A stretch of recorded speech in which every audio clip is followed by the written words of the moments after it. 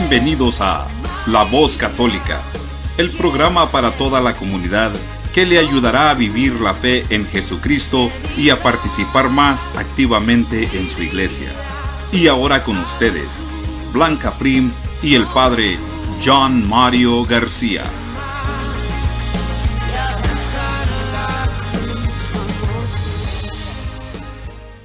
Muy buenos días, hermanos y hermanas. Como cada semana, hoy también el Señor nos regala la oportunidad de entrar en sus hogares y caminar juntos por el camino que Jesús nos propone para conocer más nuestra fe y llegar a la felicidad plena en Él. Bienvenidos a La Voz Católica. El día de hoy los saludan Blanca Prim y el Padre Julián Cardona.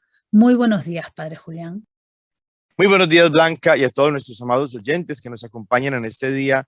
Un saludo y muchas bendiciones. Estamos muy contentos porque nos acompañan también hoy y va a ser un programa muy especial que lo vamos a vivir en torno a la palabra de Dios y a nuestra fe común. Allá donde se encuentren todos ustedes, muchas gracias por acompañarnos, que abramos nuestros corazones a la palabra de Dios en este día.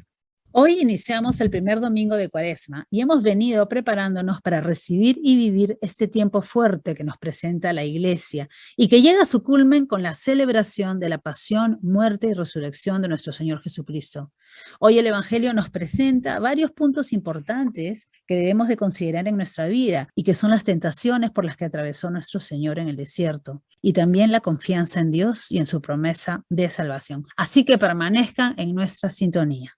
Vamos a adentrarnos a este espacio de encuentro con la palabra de Dios, tomando desde la misma palabra un salmo que se ha convertido en el salmo penitencial por excelencia, y es el Salmo 50, que lo teníamos justamente el miércoles de ceniza, con el que nos preparábamos para iniciar este tiempo de penitencia, de ayuno y de oración. En el nombre del Padre, del Hijo y del Espíritu Santo. Amén. Misericordia, Señor, por tu bondad, por tu inmensa compasión, borra mi culpa. Lava del todo mi delito, limpia mi pecado, pues yo reconozco mi culpa, tengo siempre presente mi pecado. Contra ti solo pequé, cometí la maldad que aborreces. En la sentencia tendrás razón, en el juicio brillará tu rectitud. Mira que en la culpa nací, pecador me concibió mi madre. Te gusta un corazón sincero, en mi interior inculca sabiduría. Rocíame con el hisopo, quedaré limpio. Lávame, quedaré más blanco que la nieve. Hazme oír el gozo y la alegría, que se alegren los huesos quebrantados. Aparta de mi pecado tu vista, borra en mí toda culpa. Oh Dios, crea en mí un corazón puro, renuévame por dentro con espíritu firme. No me arrojes lejos de tu rostro, no me quites tu santo espíritu. Devuélveme la alegría de tu salvación, afiánzame con espíritu generoso. Enseñaré a los malvados tus caminos, los pecadores volverán a ti. Líbrame de la sangre, oh Dios, Dios salvador mío, y cantará mi lengua tu justicia. Señor, me abrirás los labios, y mi boca proclamará tu alabanza. Los sacrificios no te satisfacen, ni el holocausto lo aceptas con gusto. Tú quieres un espíritu contrito, un corazón contrito y humillado, tú no lo desprecias. Señor, por tu bondad favorece a Sión, reconstruye las murallas de Jerusalén. Entonces aceptarás los sacrificios rituales, ofrendas y holocaustos. Sobre tu altar se inmolarán novillos. Gloria al Padre y al Hijo y al Espíritu Santo, como era en el principio, ahora y siempre, por los siglos de los siglos. Amén. Como nos decía Blanca, nos adentramos en la Cuaresma y este domingo es el primer domingo de la Cuaresma. La Iglesia nos propone como tema de reflexión el pasaje de Lucas capítulo 4, versículos del 1 al 13. En aquel tiempo, Jesús, lleno del Espíritu Santo, regresó del Jordán y, conducido por el mismo Espíritu, se internó en el desierto, donde permaneció durante 40 días y fue tentado por el demonio. No comió nada en aquellos días, y cuando se completaron, sintió hambre. Entonces el diablo le dijo: si eres el Hijo de Dios, dile a esta piedra que se convierta en pan. Jesús le contestó: está escrito, no solo de pan vive el hombre. Después lo llevó el diablo a un monte elevado, y en un instante le hizo ver todos los reinos de la tierra, y le dijo: a mí me han sido entregados estos reinos y la gloria y el poder, y yo los doy a quien quiero. Todo esto será tuyo si te arrodillas y me adoras. Jesús le respondió: está escrito, adorarás al Señor tu Dios y a Él solo servirás. Entonces lo llevó a Jerusalén, lo puso en la parte más alta del templo y le dijo: si eres hijo de Dios, arrójate desde aquí, porque está escrito: los ángeles del Señor tienen órdenes de cuidarte y de sostenerte en sus manos, para que tus pies no tropiecen con las piedras. Pero Jesús le respondió: también está escrito, no tentarás al Señor tu Dios. Concluidas las tentaciones, el diablo se retiró de él hasta que llegara la hora. Palabra del Señor. Gloria a ti, Señor Jesús. Este pasaje muy conocido de las tentaciones es, en este tiempo de la Cuaresma, la primera reflexión que la Iglesia nos propone en nuestra vida cristiana, porque las tentaciones, el ser tentados, el ser probados, es algo muy común, cotidiano en la vida de nosotros como cristianos, de manera especial cuando nos dedicamos a servir a Dios con mayor fidelidad. Jesús, que asumió nuestra condición humana, es decir, Jesús que se hizo igual a nosotros en todo menos en el pecado, permitió también él mismo ser tentado para que con su ejemplo nosotros podamos rendir frutos y ser capaces de triunfar en medio de las tentaciones que vivimos cada día. Nos dice Hebreos capítulo 4, versículo 15, como Jesús es nuestro sumo sacerdote, capaz de compadecerse y de comprendernos en todas nuestras debilidades. Él mismo quiso entonces pasar por la tentación para sentir lo que nosotros sentimos cuando somos tentados. Es un propósito de Dios muy especial el permitir que Jesús hubiera sido tentado, pero es un propósito de Dios también muy especial el permitir que nosotros seamos tentados para que, como Jesús, podamos vencer en las tentaciones. Son 3 tentaciones las que sufre Jesús, como nos lo relata el evangelista San Lucas. Esas 3 tentaciones obedecen a 3 formas en las que nuestro corazón es atraído por el demonio para que nos alejemos de Dios, dándole la espalda a Dios y acercándonos a aquellas cosas que nos acercan al mal y que nos alejan pues de lo que debemos hacer como cristianos. La primera tentación se refiere a los deseos de la carne. Jesús, después de ayunar por tantos días, siente hambre y el demonio lo tienta con algo que le permite a Jesús saciar esa hambre que está experimentando. Pero la respuesta de Jesús es contundente cuando, citando Deuteronomio 8:3, le recuerda al demonio que no solo de pan vive el hombre. San Mateo, que también tiene un relato más o menos parecido de las tentaciones, completa esta cita de San Lucas diciendo de qué más se alimenta el hombre, qué más necesita el hombre para poderse alimentar. Como dice Deuteronomio 8:3, no solo de pan vive el hombre, sino de toda palabra que sale de la boca de Dios. Esta primera tentación es la que vivimos constantemente nosotros, relacionada a esta tentación con los deseos de la carne, con los deseos egoístas, con aquellas actitudes del corazón que llevan a la persona a pensar en sus propios caprichos, necesidades y sus propias ideas, olvidándose de los demás. Es aquella tentación que nos lleva a dejarnos dominar por el cuerpo. El cuerpo se convierte a veces en nuestro amo. El cuerpo nos pone a hacer las cosas que él quiere y nuestra libertad y nuestra voluntad quedan sometidas a las necesidades del cuerpo. ¿Cuántas personas no están esclavas de los gustos y placeres de la sensualidad y de la carne? ¿Cuántas personas no están destruyendo en este momento la dignidad de su cuerpo con una vida sexual desordenada? ¿Cuántas personas no caen en excesos y abusos relacionados con la comida, con la bebida y el sueño? Esas son faltas que siguen a esta tentación del cuerpo, de el dedicarnos a las cosas que el cuerpo nos manda hacer, a complacer nuestros deseos y nuestras necesidades inmediatas. La segunda tentación se refiere a las cosas que inspiran o elevan al hombre al orgullo y a la arrogancia, al deseo de tener, de acumular. Se está presentando esta tentación también para Jesús, lo mismo que se presenta para nosotros, y Jesús responde también a esta tentación con la Sagrada Escritura. Deuteronomio capítulo 6, versículo 13. Está escrito: adorarás al Señor tu Dios y a Él solo servirás. Es la tentación del tener y del poder. Es la tentación de ser más que los demás porque acumulamos y aparentamos. Es la tentación de creernos superiores a los otros porque podemos más. porque somos más listos, somos más inteligentes, tenemos más talento, somos más brillantes. Es la tentación a querer ser más de lo que somos, no porque nos dediquemos a las cosas buenas para crecer y prosperar, sino porque a la mala, no según el plan de Dios, sino según el plan de nuestro propio orgullo y nuestra propia arrogancia, queremos estar por encima de los demás, no importa por encima de cuántas personas tengamos que pararnos. Y Jesús responde entonces contundentemente con la palabra de Dios y con la humildad. Y la tercera tentación es la que se refiere a el cuidado y a la protección de Dios sobre nosotros y a lo importantes que somos nosotros para Dios, que se olvida esto muchas veces en medio de la prueba y de la dificultad. En medio de las tribulaciones, muchas personas dudan de la presencia de Dios y de su cuidado especial sobre nosotros. Y Jesús también frente a esta tentación responde con la Sagrada Escritura, Deuteronomio capítulo 6, versículo 16. También está escrito, no tentarás al Señor tu Dios. Nosotros estamos llamados a confiar plenamente en Dios nuestro Señor, que es nuestro Padre amoroso.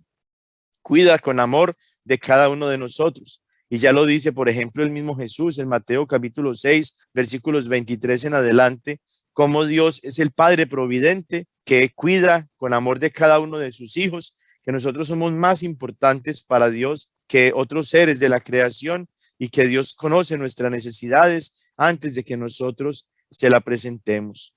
Es interesante ver cómo el demonio usa un artilugio para tentar a Jesús y es usar la misma Biblia en contra de Jesús. Encontramos al demonio citando el Salmo 91, versículos 11 y 12, para llevar a Jesús a la tentación de que se arroje de la parte más alta del templo, porque Dios ha dado orden a sus ángeles para que lo guarden de tal forma que su pie no tropiece en piedra alguna.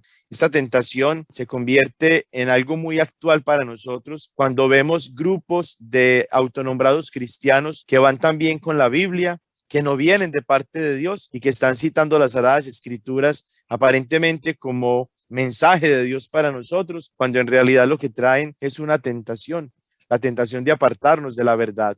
Necesitamos mantenernos fieles en la doctrina que hemos aprendido en nuestra iglesia por espacio ya de más de 2000 años. Y finalmente, en relación con esto de las tentaciones, nos dice Primera de Corintios capítulo 10, versículo 13, ¿no han sufrido ustedes tentación superior a la medida humana? Fiel es Dios, que no permitirá que sean tentados por encima de sus fuerzas. Antes bien, con la tentación les dará también el modo de poderla resistir con éxito. Hay un propósito, hermanos y hermanas, para la tentación. El estar probados, el estar en medio de la tribulación, el tener una fe probada, es lo que nos permite mantenernos fieles a Dios. Por eso en el Padre Nuestro nosotros pedimos, tal y como Jesús nos enseñó, no nos dejes caer en tentación. Jesús no nos estaba mintiendo al decirnos que no íbamos a ser tentados. Al contrario, Él mismo permitió ser tentado para mostrarnos que sí es posible resistir a la tentación cuando nos mantenemos adheridos a Él y cuando dejamos que su gracia trabaje en nuestros corazones.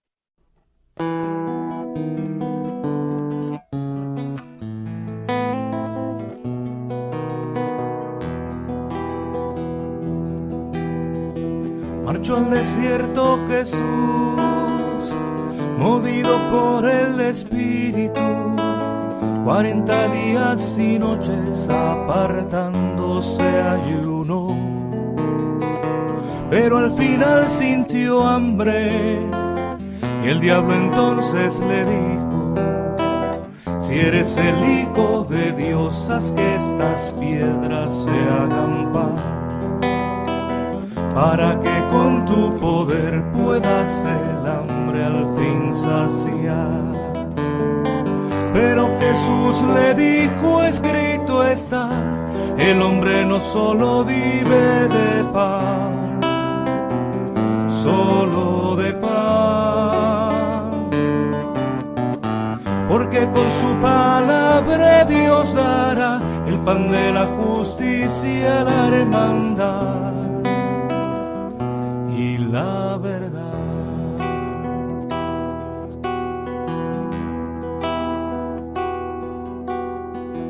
El diablo llevó a Jesús hasta la parte más alta del templo en la ciudad santa, y de nuevo lo probó. Si en verdad eres su hijo, salta, pues ya ha sido escrito, ángeles él ha mandado sobre ti, no hay que temer. Te llevarán en sus manos sin que tropiece tu pie. Pero Jesús le dijo, escrito está, a tu Señor y Dios no probarás, no probarás. Su reino instaurará con humildad, se mostrará en el pobre y sufrirá como uno más.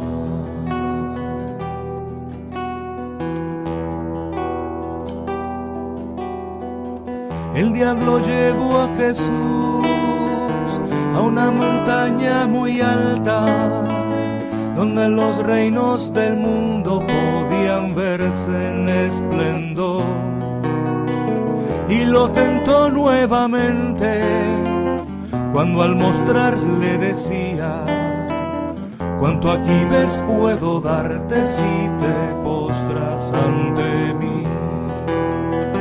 Tan solo si tú me adoras será todo para ti. Pero Jesús le dijo, escrito está, solo al Señor tu Dios adorarás y servirás.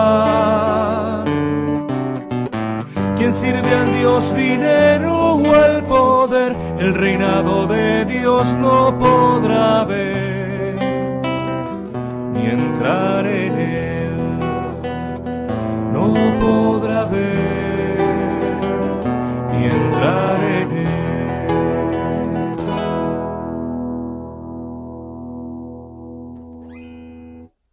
Acabamos de escuchar la canción Las Tentaciones de Jesús, interpretada por Javier Bru, donde armónicamente nos cuenta sobre las tentaciones que enfrentó Jesús en el desierto por el demonio y sus respuestas ante cada tentación. Padre Julián, como cristianos en medio de un mundo que vemos en ocasiones camina a espaldas de Dios, ¿cómo poder responder ante las tentaciones que se nos atraviesan día a día? ¿Cómo podríamos evitarlas y enfrentarlas sin caer en ellas? Blanca, con esta pregunta que a la vez son tres, recuerdo una catequesis del Papa Francisco sobre el tema mismo de las tentaciones, y el Papa nos estaba recordando que con el demonio no se puede negociar. No podemos nosotros pensar que vamos a vencer el demonio con nuestras propias fuerzas, y que esa expresión que menciona el Papa, negociar con el demonio, sea como que nosotros estamos tratando de asegurarnos que podemos nosotros con nuestras propias fuerzas vencer las tentaciones. No, lo que nos está mandando la palabra de Dios, el ejemplo mismo de Jesús, es que nosotros podemos vencer la tentación por medio de la palabra de Dios. Y ya vemos entonces cómo Jesús, frente a las tentaciones, citaba siempre la Sagrada Escritura. Es la primera gran herramienta que nos concede Dios para que nosotros podamos vencer la tentación.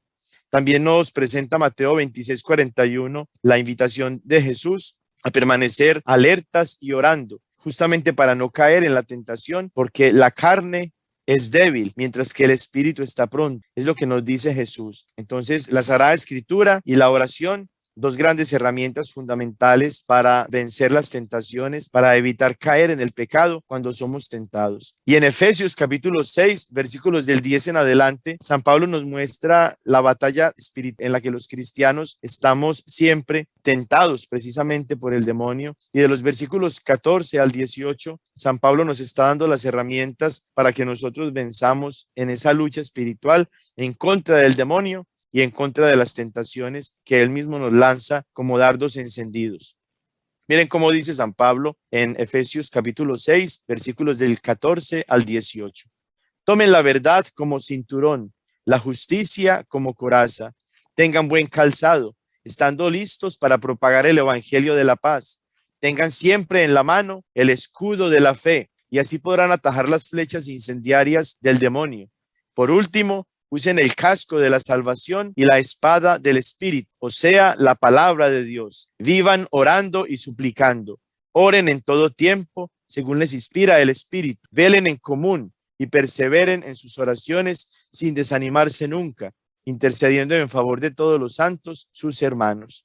Entonces, Sagrada Escritura, oración, la fe, mantenernos en la verdad y practicar la justicia. Herramientas todas estas que nos ayudan a luchar contra las tentaciones para ser capaces de enfrentarlas sin caer en ellas, llegando al pecado. Gracias, Padre Julián, excelente. En la mañana de hoy nos gustaría conversar con usted y que nos ayude a profundizar y conocer más sobre la Cuaresma. Toda nuestra vida hemos crecido escuchando sobre la Cuaresma. Vamos a la iglesia y hacemos lo que tradicionalmente nos han enseñado desde pequeños nuestros padres, pero creo que muchas veces no conocemos realmente su significado y lo que este tiempo representa para nosotros como católicos.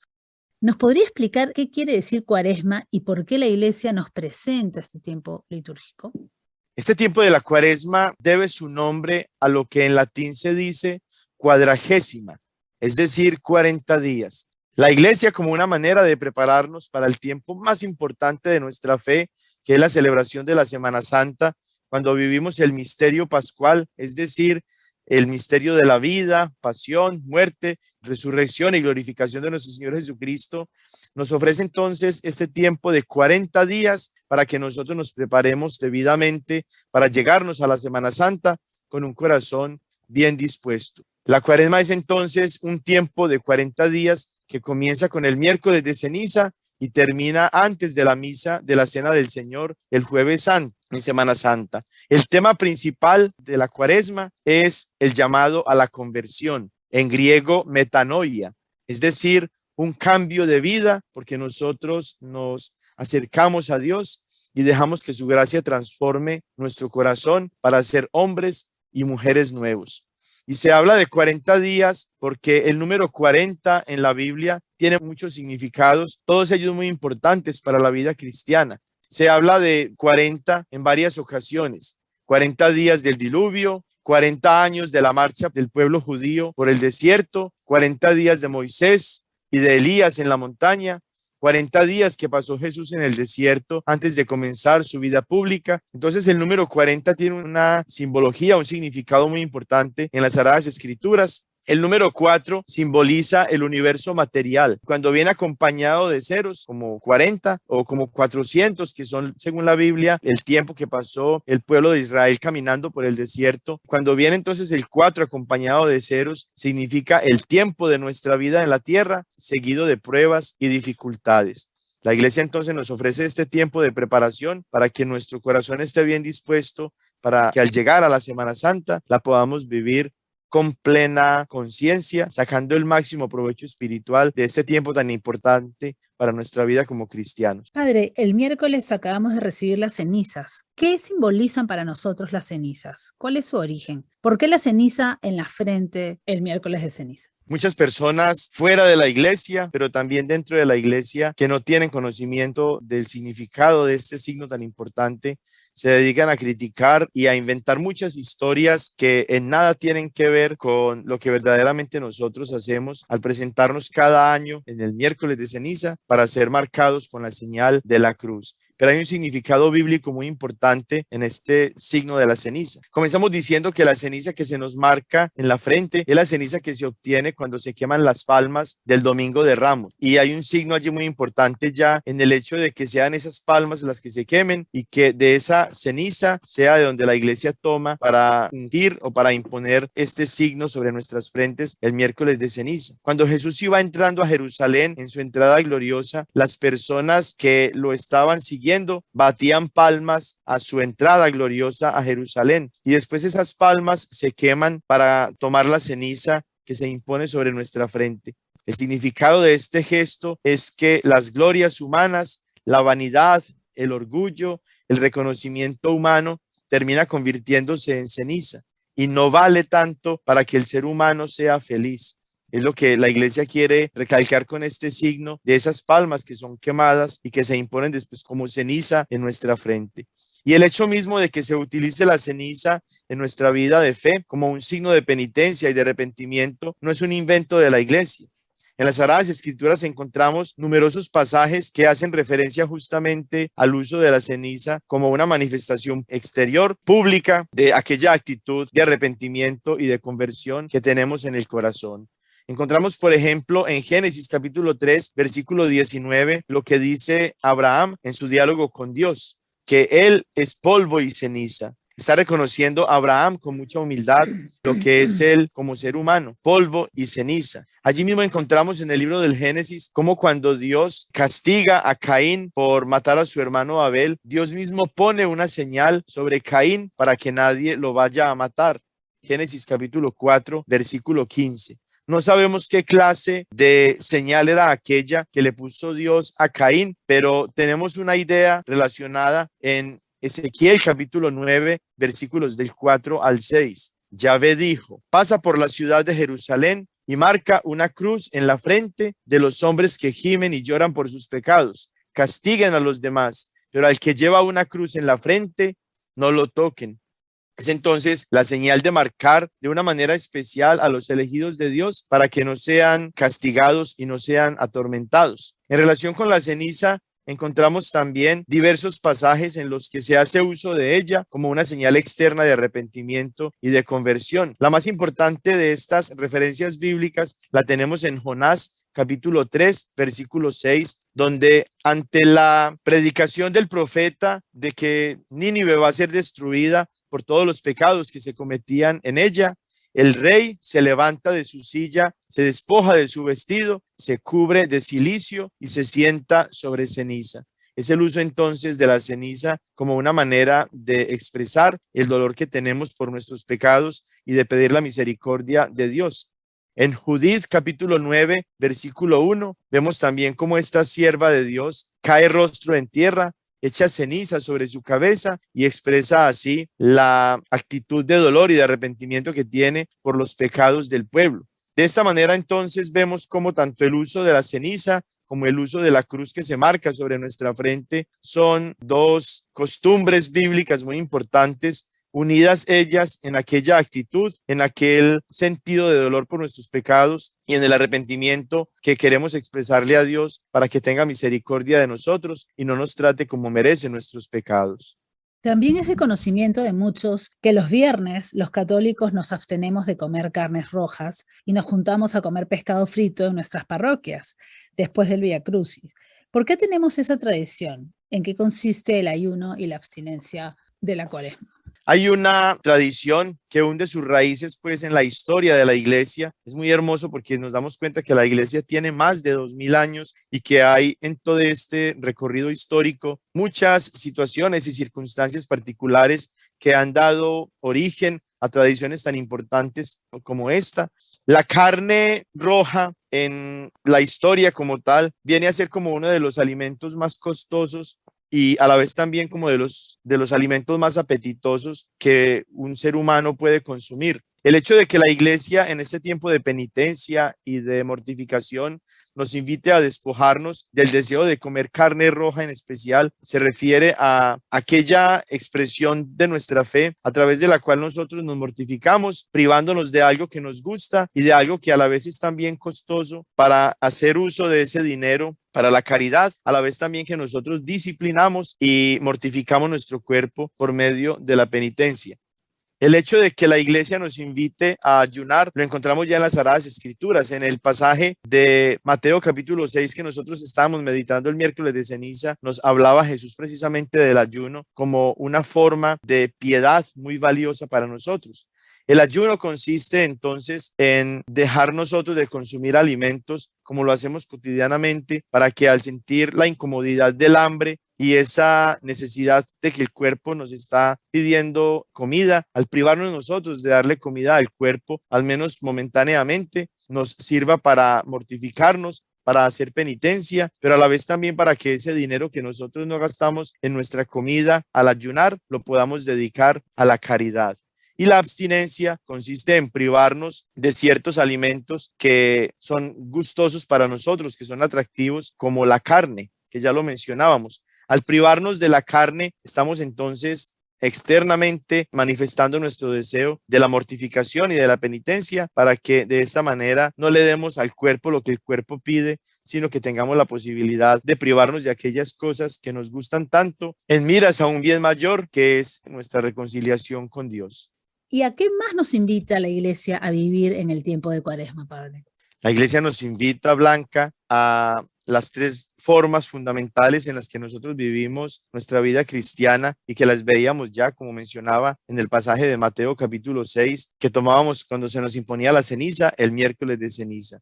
Nos invita a la Iglesia a la oración para que a través de esos momentos de encuentro con Dios, de esa comunión con Dios en la oración, estemos fortalecidos. Y ya citábamos este pasaje en el que Jesús nos decía: oren y velen para que no caigan en tentación, porque el espíritu está pronto, pero la carne es débil. Nos invita también el Evangelio y la Iglesia a través del Evangelio a las prácticas de la caridad, al ejercicio de la caridad, a las obras de misericordia, que compartamos con los más necesitados aquellas cosas que Dios nos ha dado, de las cuales no somos dueños, somos solamente administradores. Los cristianos estamos llamados cada día del año, pero de manera especial durante la Cuaresma, a practicar la caridad.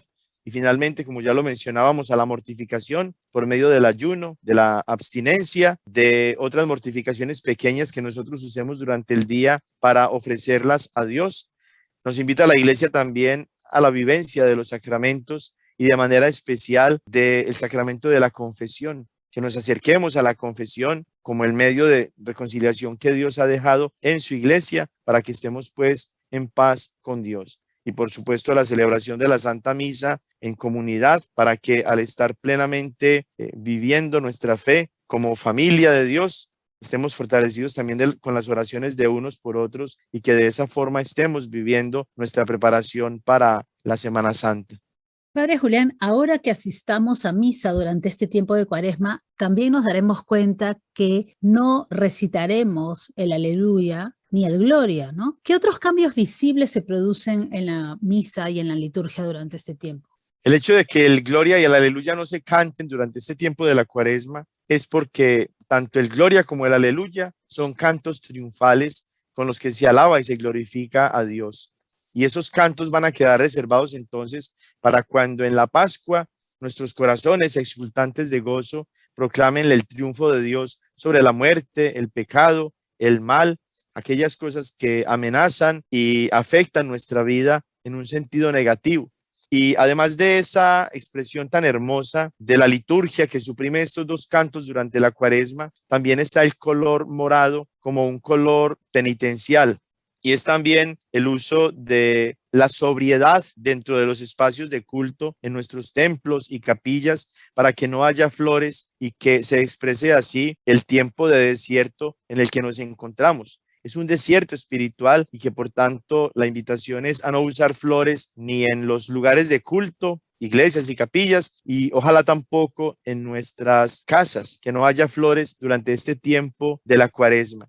Finalmente, a través de la Cuaresma, la Iglesia nos invita a la sobriedad en nuestra comida, en nuestra bebida, en la manera como nos organizamos para ir, por ejemplo, al trabajo, que las mujeres no se maquillen tanto, que no estén muy preocupadas por la apariencia externa, sino por preparar su corazón y su alma. Entonces, eso también tiene mucha importancia durante este tiempo de la Cuaresma. Qué interesante, Padre. ¿Y qué temas nos proponen las lecturas y el Evangelio en las misas durante este tiempo de Cuaresma? ¿Qué es lo que vamos a escuchar? El llamado fundamental que nos ofrece la palabra de Dios, que la Iglesia nos lo propone como tema de reflexión, es el tema de la conversión, porque nosotros como cristianos estamos llamados justamente a eso, a una conversión que es un proceso de cambio constante en nuestra vida.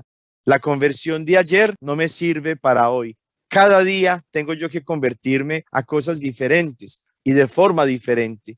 El llamado de la palabra de Dios, en lo que comenzaba el mismo día del inicio de la Cuaresma, con la Santa Ceniza, era precisamente a convertirnos. Conviértanse y crean en el Evangelio, nos decían cuando signaban nuestra frente con la Santa Ceniza. Y eso lo encontramos en Marcos 1:15. También la expresión de Génesis 3:19, acuérdate que eres polvo y al polvo volverás. Es una invitación a la humildad y a dejar el orgullo, la arrogancia, la prepotencia en esta vida, y dedicarnos más bien a vivir los valores del Evangelio. La invitación entonces fundamental de la palabra de Dios es a la conversión y también a centrarnos en los misterios de la vida, pasión, muerte, resurrección y glorificación del Señor, que se convierten en la esencia de nuestra vida cristiana. Y finalmente, el tiempo de la Cuaresma nos invita a recordar que nuestro paso por esta vida es pasajero. Nosotros estamos de peregrinación en este mundo. No podemos entonces apegar nuestro corazón a las cosas de este mundo. Necesitamos tener el corazón desprendido para ajustarnos a las cosas que Dios nos ofrece en el reino de los cielos. Miren, en relación con la conversión, algo muy significativo para nosotros como cristianos. Una vez que Jesús va a iniciar su ministerio público, la primera enseñanza, el primer mandato, podríamos decir, que Jesús nos ofrece es un llamado a la conversión. Conviértanse y crean en el Evangelio.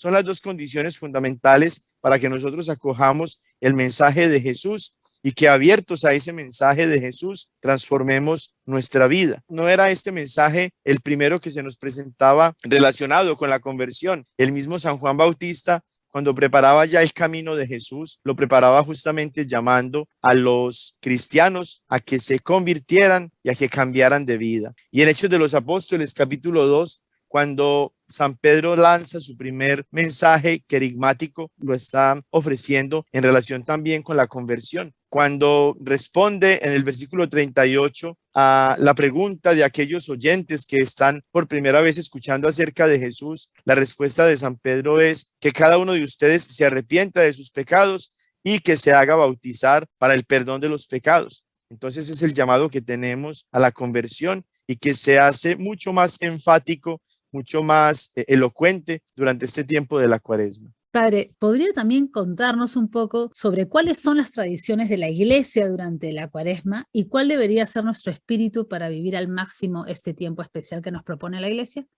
La Iglesia, para reforzar en nosotros este llamado a la conversión y a la vez también para mostrarnos que es un tiempo especial de gracia y de salvación por nuestro deseo sincero de arrepentimiento y de acercarnos a Dios para implorar su misericordia, tiene unas tradiciones que son muy valiosas, todas ellas centradas en el ofrecimiento de Jesús, de su vida por nuestra salvación. El Vía Crucis, que es la reflexión en 14 estaciones por cada uno de los momentos de ese camino de la cruz que vivió Jesús para salvarnos, es lo que en primer lugar la Iglesia nos propone todos los viernes de la Cuaresma. En todas las parroquias seguramente van a encontrar la oportunidad de participar de esto, que se conoce como el Vía Crucis o las estaciones de la cruz. Junto con el Vía Crucis, la Iglesia nos propone también la abstinencia de carne roja particularmente, cada uno de los viernes de Cuaresma.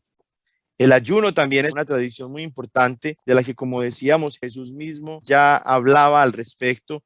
Es una práctica de piedad muy extendida y muy valiosa también. Y como una manera de que nosotros podamos convivir en comunidad, en las parroquias se suele también presentar esta oportunidad de comer juntos el pescado frito, no solamente por la razón de la convivencia, que es tan importante, sino también porque del aporte económico que obtiene la Iglesia, cada una de las parroquias, al ofrecer esta comida a un buen precio para las personas que quieran participar en este evento comunitario. El dinero que se toma de allí también se dispone mucho para la caridad, para las obras sociales que tiene la Iglesia en cada una de sus parroquias. Y por último, Padre Julián, ¿en qué se diferencian el tiempo de la Cuaresma, que es el que estamos viviendo ahora, con el tiempo del Adviento, ya que el sacerdote también se viste de morado? Ambos tiempos son tiempos de preparación para la llegada de un tiempo litúrgico especial. La Cuaresma nos prepara para el tiempo de la Pascua, el Adviento nos prepara para la encarnación de Jesús en la Navidad.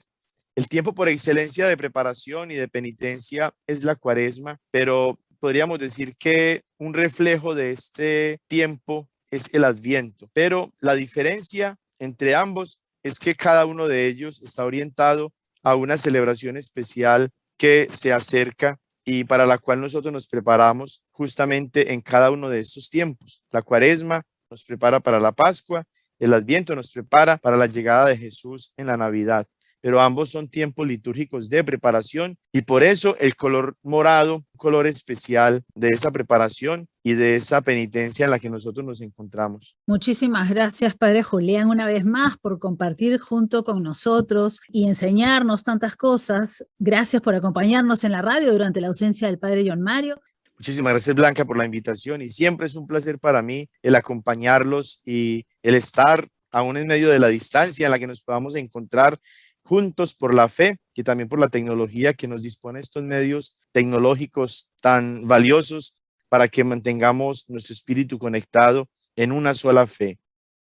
El grupo de jóvenes de la Basílica de los Santos Pedro y Pablo en Chattanooga, junto con la Pastoral Juvenil Diocesana, los invitan al concierto juvenil y familiar con el grupo Estación Cero, el próximo domingo 13 de marzo de 3 a 9 de la noche en la Casa de Oración Santa Cruz en Chattanooga. Para más información, comunicarse con Britney García al 865-776-9635. Fue un placer haberlos acompañado en este día y que en torno a este tema tan importante que apenas está empezando para nosotros en nuestra iglesia, el tema de la Cuaresma, podamos disponer nuestros corazones a la palabra de Dios. La invitación entonces es a que asistan a la confesión en su parroquia. Preparen una buena confesión, vayan a la parroquia, confiésense para que estén reconciliados con Dios, para que tengan paz en su corazón. Vayan a la celebración de la Santa Misa, practiquen las obras de caridad, mediten en la palabra de Dios, hagan oración, de manera especial oración en familia, oración también en pareja, vayan al Santo Via Crucis, vivan en comunidad con el pescado frito y vivan este tiempo especial de la Cuaresma como la iglesia se los propone, nos lo propone a todos para que vivamos con intensidad el tiempo que se acerca de la Semana Santa. Y la bendición de Dios Todopoderoso, Padre, Hijo y Espíritu Santo, descienda sobre ustedes y los acompañe siempre. Señor, toma mi vida nueva antes de que la espera desgaste años en mí. Gracias por escuchar nuestro programa La Voz Católica, auspiciado por la Diócesis de Knoxville y la Parroquia Santo Tomás Apóstol de Lenoir City. Los invitamos a escucharnos el próximo domingo por esta misma estación y a la misma hora. Recuerde, usted puede ser el rostro y las manos de Cristo para los demás. Hasta pronto y que Dios lo bendiga. Donde falte la esperanza, donde falte la alegría, simplemente por no saber de